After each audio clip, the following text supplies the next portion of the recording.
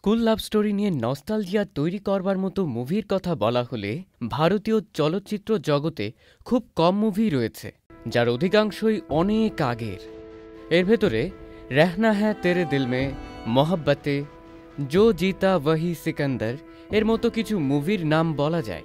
তবে সাম্প্রতিক সময়ে ঘরানার কাজ খুবই কম দেখা যায়। সেক্ষেত্রে 2018 সালে পরিচালক প্রেম কুমারকে কিছুটা ভিন্ন পথেই হাঁটতে দেখা যায়।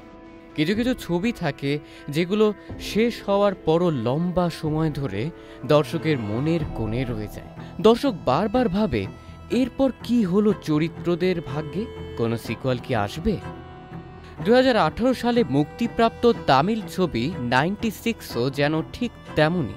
দর্শক আজও সমানভাবে সম্মোহিত রাম জানুর প্রেম কাহিনীতে। ইতোমধ্যেই অনেকের কাছে যেটি পেয়ে গেছে অমরত্বের সম্মান।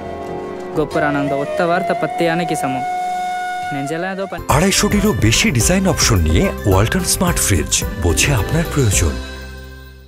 2018 সালে মুক্তি পাওয়া একটি তামিল প্রণয়ধর্মী নাট্য চলচ্চিত্র।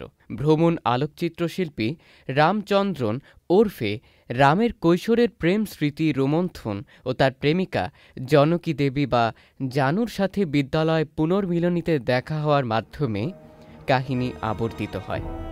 চলচ্চিত্রটি 4 অক্টোবর 2018 সালে মুক্তি পায় এবং ব্যাপক প্রশংসিত হয়। পরিচালক স্বীকার করেন যে কিছু বিষয় ব্লু জ্যা চলচ্চিত্র থেকে অনুপ্রাণিত।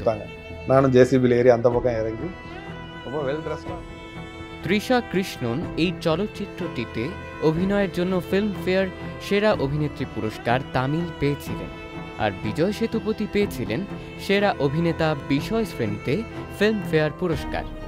অপরদিকে সঙ্গীতকার এ.আর. রহমান শ্রেষ্ঠ সঙ্গীত পরিচালক বিভাগে ফিল্মফেয়ার পুরস্কার তামিল পেয়েছিলেন। ফিল্মটির অভিনেতা বিজয় সেতুপতি সর্বশেষ মহারাজা ছবিতে অভিনয় করেন।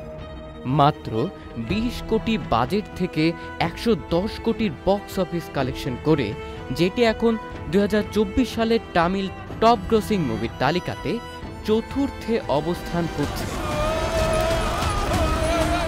2018 সালের ব্লকবাস্টার ফিল্ম 96 এর পার্ট 2 আসতে চলেছে। সিনেমার স্ক্রিপ্টের কাজ প্রায় শেষ। সম্প্রতি এক ইন্টারভিউয়ে পরিচালক প্রেম কুমার বিষয়টি নিশ্চিত করেন। সাজিদ আজমাইন, চ্যানেল আই।